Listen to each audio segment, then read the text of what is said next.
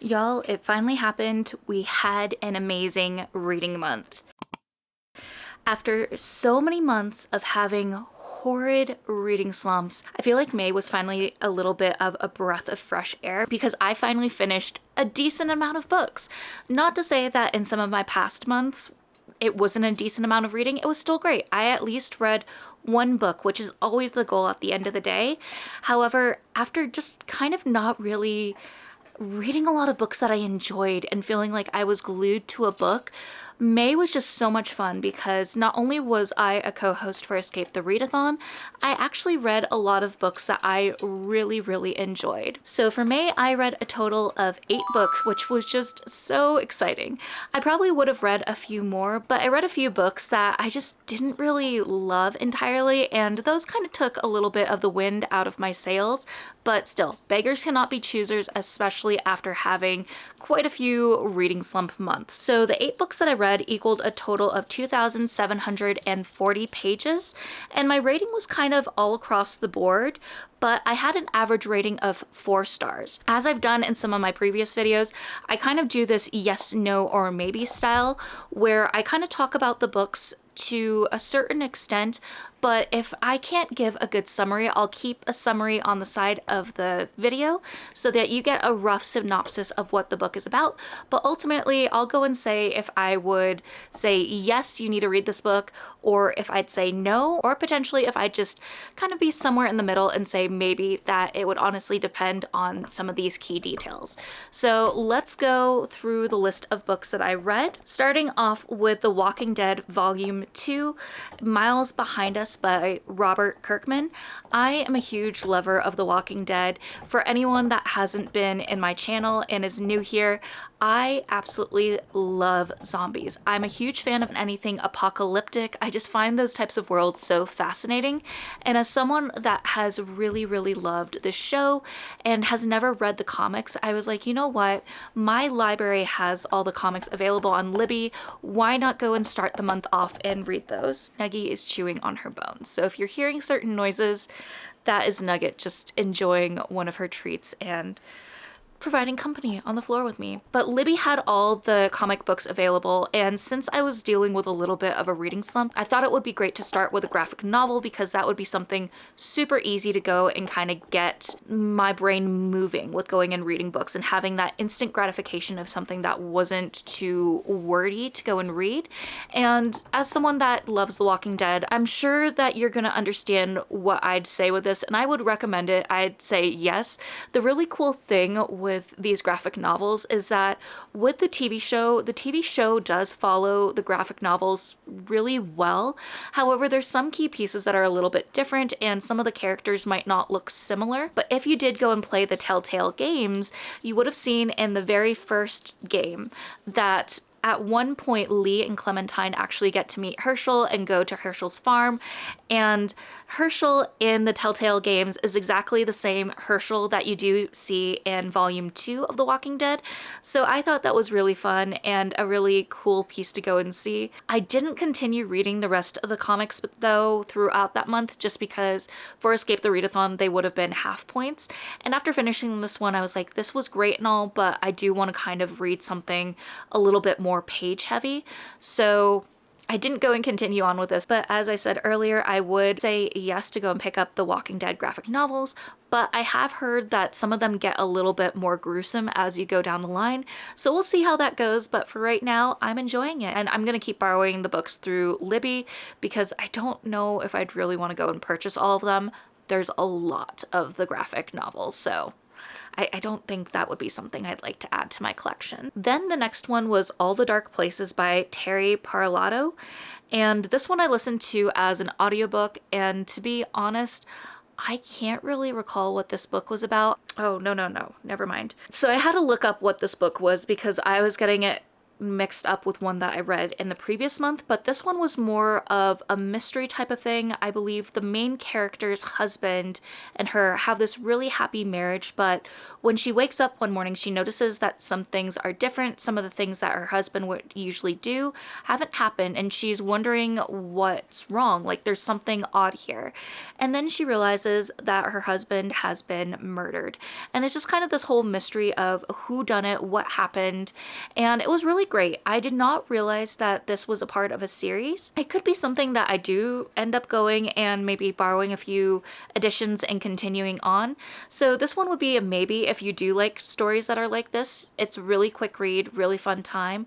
But if it's not really your style, then I'd say you're not really missing anything by not picking up this book. Then the next book I want to talk about is The Last Mrs. Parrish by Liv Constantine.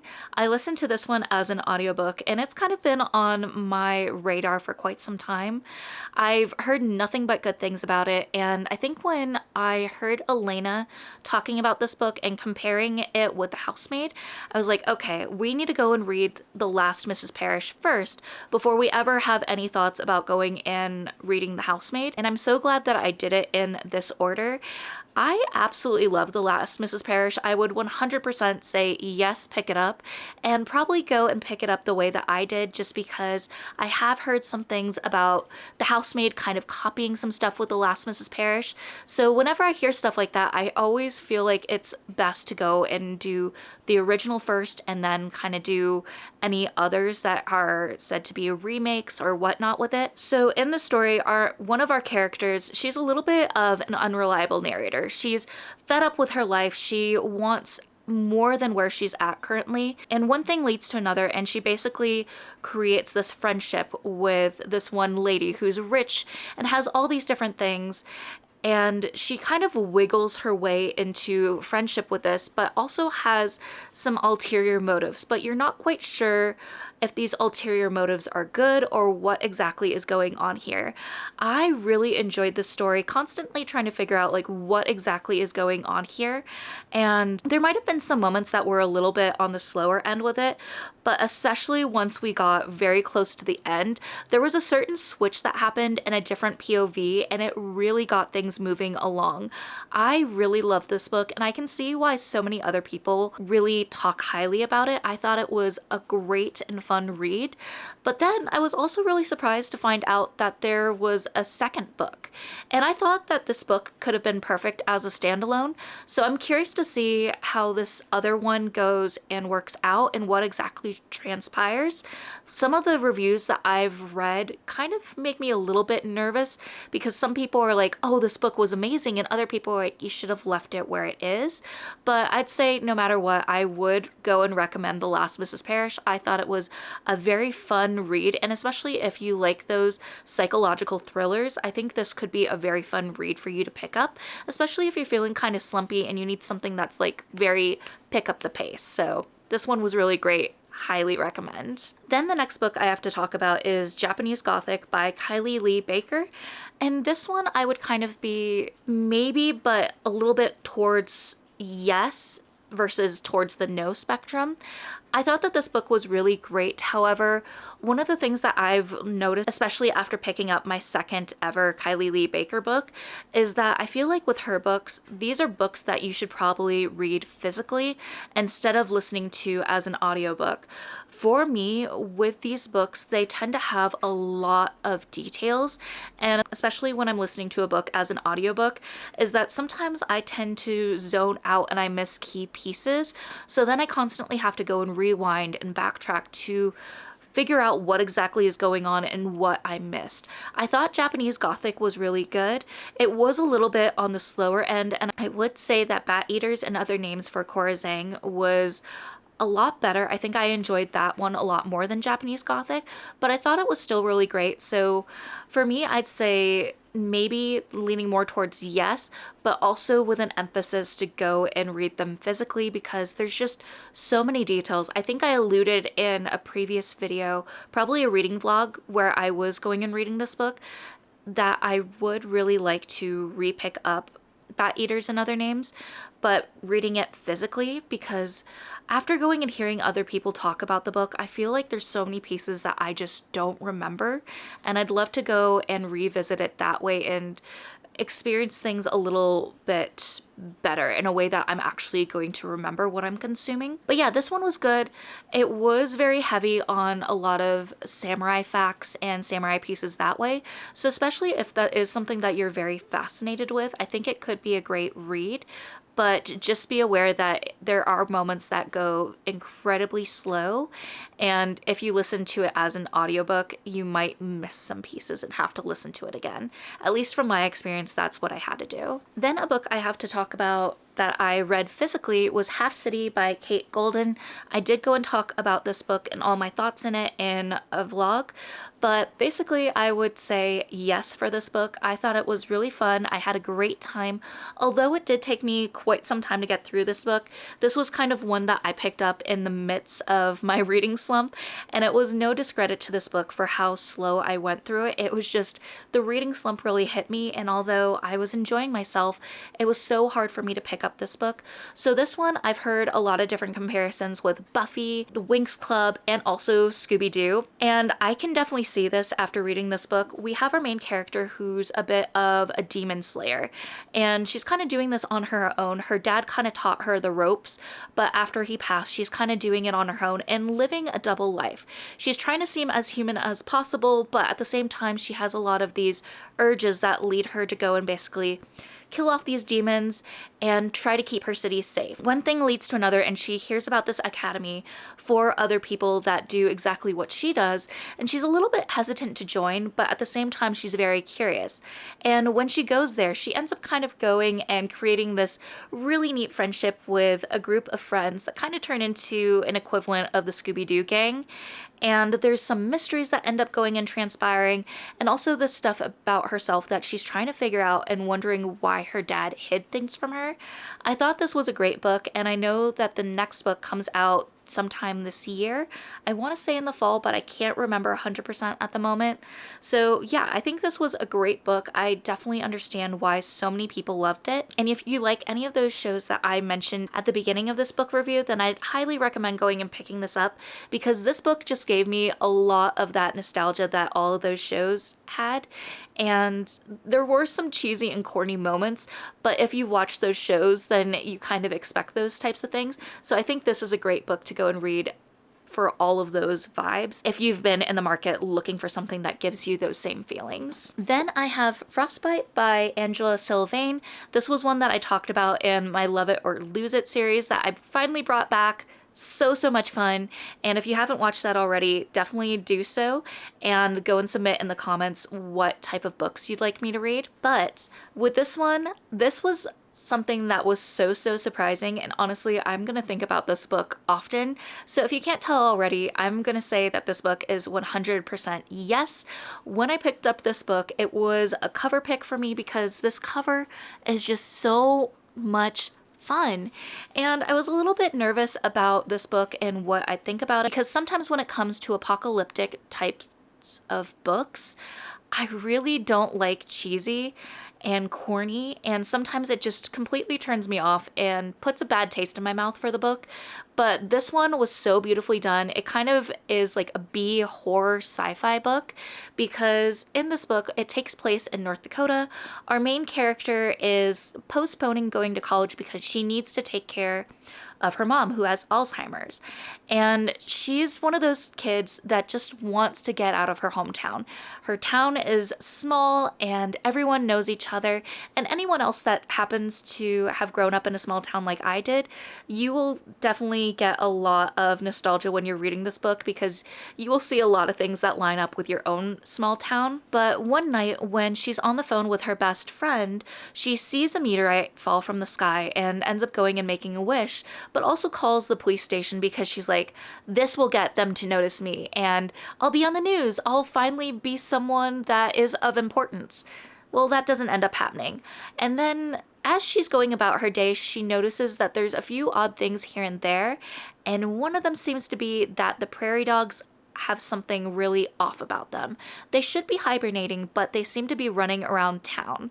And I'll leave it at that, but I thought this book was great. There was a lot of little moments that made me laugh and giggle. There was also mentions of Taco John's in this book, and as someone that grew up in the Midwest in a very small town, Taco John's was a little bit of a delicacy, and even now I still crave Taco John's, but unfortunately where I live in Colorado, there's none close by. I think the closest one might be over 2 hours away, and that's just a little bit too far to go to Taco John's, even though I do crave it a lot of the time. But yeah, I'd say this would be a very good book to go and pick up. It also takes place during the winter, so if you're looking for a winter read, this would be a great book to go and pick up. It's super, super quick to go through. It's not too thick of a book either, and apparently this is also part of a series, so I will 100% be picking up the next book, and I probably will get it physically because if this book is anything to go and show for it, the next book cover is going to be equally as amazing. I mean, just a moment for this cover. Beautiful. All right, and then the next book I have here is Humboldt Cut by Allison Mick. This one I'd probably say no. I was really intrigued about this book because it was Gothic horror but taking place in the redwoods. So that kind of automatically had some key words that I get really excited over. Gothic horror is something that really intrigues me, especially when it is really on the dark side. And I love the Pacific Northwest, redwood forest, all that stuff over on that side of the US. And so I was like, you know what, this could be something that's very much up my alley. And sadly, it just didn't meet the expectations that I had built up in my head. There was a little bit of female rage and also some eco-plant horror rage. And it was interesting, but I just feel like it dragged on a little bit, and there were some pieces that just lost my interest with how there were these flashbacks and different POVs. I feel like it was a little bit all over the place, and it just didn't work for me. And where I was at that point of my mood reading and my reading slump, it just kind of brought me out of that excitement of reading books with how complicated and difficult it was to follow.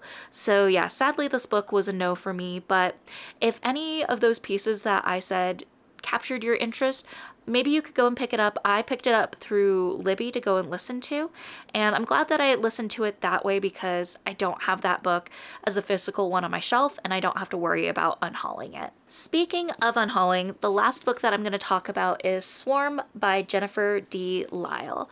This was another book that I talked about, I believe, in my Love It or Lose It video, and this one 100% is one that I'm planning on unhauling.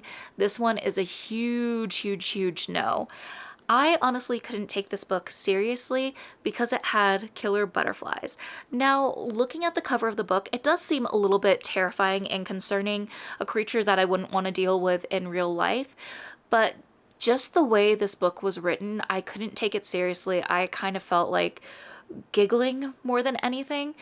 I felt like with how the story was set up, it just didn't seem realistic, and because of that it automatically pulled me out of the story, and it was hard for me to kind of have that suspended disbelief with it because in the beginning, right on the first page, our main character notices these butterflies that are huge. Something seems off about them, but honestly it just seems like your regular everyday butterfly that's just chilling in the sun, just fanning its wings, and everyone automatically is just like, holy crap, huge butterflies, run away type of thing.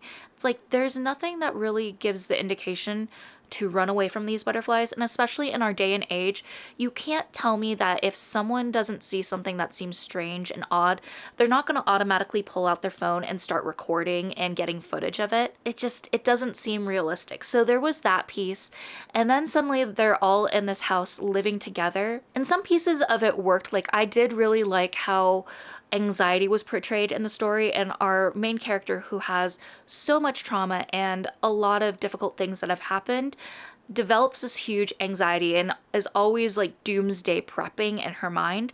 So when this happens, she's fully prepared for it. She's like, we're gonna go and do this, this, and this. I thought that the portrayal of her was great, but there were some pieces like how the character's age was written that didn't make sense. They had an extremely little brother that at some points seemed like he was talking like a kid way older than him, and then other times seemed like, okay, he's acting his age. But then some of the other siblings, you weren't quite sure on their age either. It was just kind of all over the place, and this book is rated YA, but I feel like it probably would have been more so middle grade just with how it was written. And then in the epilogue, it was just like, wait, what's going on here? There was just a lot of unresolved stuff, and then suddenly at the end, you're supposed to be like, okay, that's it. Fine, cool, let's move on. So this was very much a disappointment, and like I said, I'm unhauling this book. But yeah, those were the 8 books that I read in the month of May. It was a little bit all over the place. I had some books that were absolutely amazing and I'll think about quite often, and then some other books that I wouldn't be upset if I completely forgot about them because I just did not love these books at all. But if you've read any of these books or you were interested in picking some of them up after hearing me talk about them, I'd love to hear your thoughts down in the comments below. And if you got to this point of the video and you don't know what to comment, maybe leave like some snowflakes or icicles, something that kind of relates to frostbite for this book, since this is probably one of my favorite reads that I had last month, and I'm probably gonna be recommending this book in some future videos, so keep your eyes out for it. But if you love this video and want to support my channel, maybe go and consider leaving a like, possibly go and subscribe, and also there's this handy dandy thing called hyping up a channel, which really helps small channels like mine to go and show them to other people on the internet who haven't been on my tiny corner of the internet. But as always, I want to say thank you so much for watching this video, and as always, I want to remind you all that you're worthy and capable of amazing things.